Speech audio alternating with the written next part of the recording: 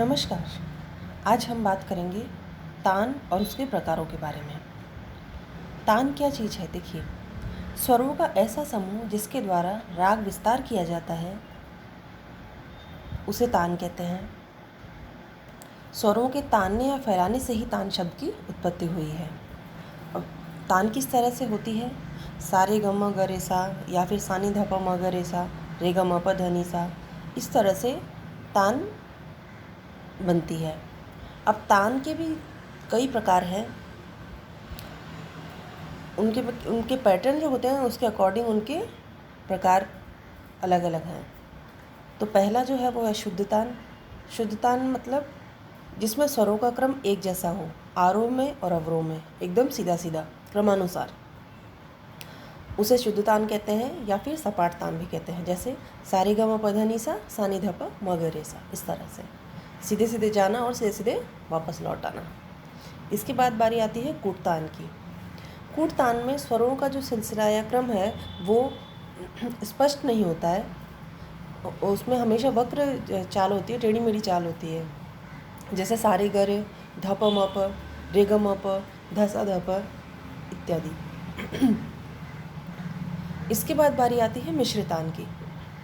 मिश्र तान जो है वो शुद्ध तान और कूट तान दोनों का मिक्सचर है, मिश्रण है। इन दोनों को मिला देने से ही मिश्र तान के इजाद होती है।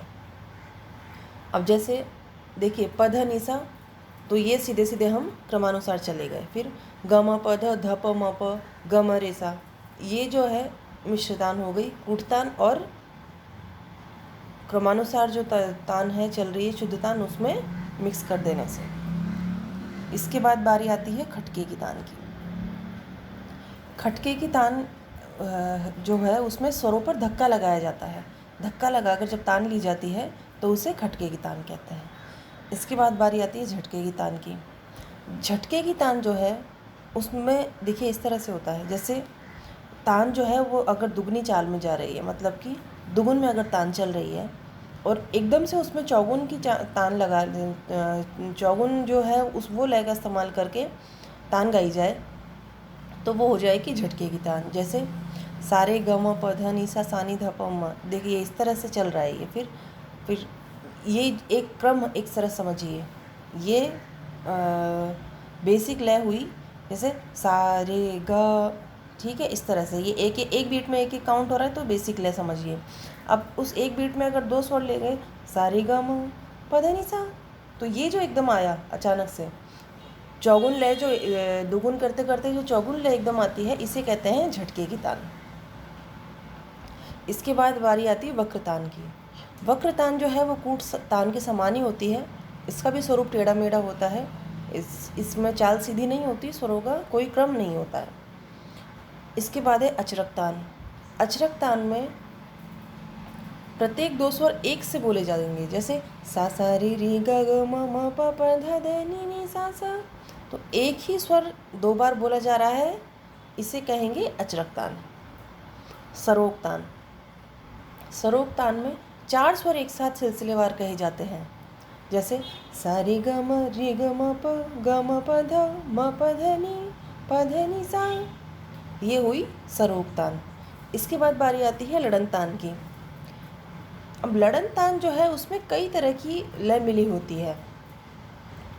जैसे नी सा रे रे रे रे, नी द सा सा सा सा। अब देखिए दुगुन करके और फिर हम लोग अचरक तान जो है उसका भी इस्तेमाल हो रहा है, और ये कहा जाए कि शुद्ध तान जो है उसका भी इस्तेमाल हो रहा है। और इस तरह की जो लड़ंत है वो गायक और वादक के बीच अगर होती है तो बहुत मज़ेदार सुनाई पड़ती है। इसके बाद बारी आती है सपाट तान की। जैसा कि शुरू में मैंने बताया, सपाट तान जो है वो क्रमानुसार तेज़ी से आरोह और अवरोह करना जो है वो है सपाट तान कहलाएगी। जैसे म प ध नि सा रे ग म, या फिर सा रे ग म प ध नि सा, या फिर इसके ऊपर भी जा सकते हैं। तो ये हुई सपाट तान। इसके बाद बारी आती है गिटकरी तान की। दो स्वरों को एक साथ शीघ्रता से एक दूसरे के पीछे लगाते हुए जब तान ली जाती है तो उसे गिटकरी की तान कहते हैं। अब देखिए निसा निसा सारे सारे एक से स्वर है लेकिन उनकी पुनरावृत्ति हो रही है इस तरह से। इसके बाद बारी आती है जबड़े की तान की। जबड़े की तान जो है वो कंठ के अंतःस्थल से आवाज़ निकालकर तान ली जाती है। ये मुश्किल भी होती है और बहुत कम गायक हैं जो इस तरह की तान प्रस्तुत करने में समर्थ होते हैं। इसके बाद बारी आती है हलक तान की। हलक तान जो है वो जीभ को अंदर बाहर करके ली जाती है। ये भी मुश्किल तान है और बहुत कम लोग जानते हैं इस तान के बारे में भी। पलट तान। पलट तान है, उसे हम पलटा भी कहते हैं। जब किसी तान को लेकर अवरोह करके लौट आते हैं तो वो होती है पलट तान या पलटा तान। जैसे सा नी दा प म ग रि सा नी दा प म ग रि सा। ये जो तान हुई ये पलट के आई ना, उल्टी जो कहते हैं अवरोहात्मक जो है ये हुई पलटा। इसके बाद बारी आती है बोलतान की। बोलतान जो है उसमें स्वरों के साथ साथ शब्दों को उसके साथ जोड़ दिया जाता है। देखिए जैसे गम रेसा मध मप, ये स्वर इसमें इस्तेमाल हुए हैं। अब इसी स्वरों पे हम जब शब्द लगा देते हैं तो वो हो जाती है बोलतान। तो गम रेसा मध मप जो हुआ गुनीजन गावत। अब गुनीजन गावत जब हम गाएंगे तो स्वर तो गम रेसा मध मप लगेंगे। ये आपकी बंदिश की तरह ही समझिए एक तरह से। आप जब बंदिश गाते हैं तो शब्द जब गा रहे होते हैं लेकिन उसके पीछे स्वर होते हैं, उन स्वरों को आप लगाते हैं और शब्द ऊपर आपके सामने सुनाई देते हैं। तो बस उसी तरह का ये इसका स्ट्रक्चर है। इसके बाद बारी आती है आलाप की। देखिए आलाप और बढ़त ये अलग चीज़ें हैं, ये तान का प्रकार नहीं है। बोलतान तक तानों के प्रकार हैं। उसके बाद ये आपके गायन के स्ट्रक्चर के अंग हैं बढ़त और आलाप जो है। तो आलाप तो आप सब जानते ही हैं कि विलंबित जो लय है उसमें स्वर विस्तार जब किया जाता है तो वो आलाप कहलाता है राग के अनुसार।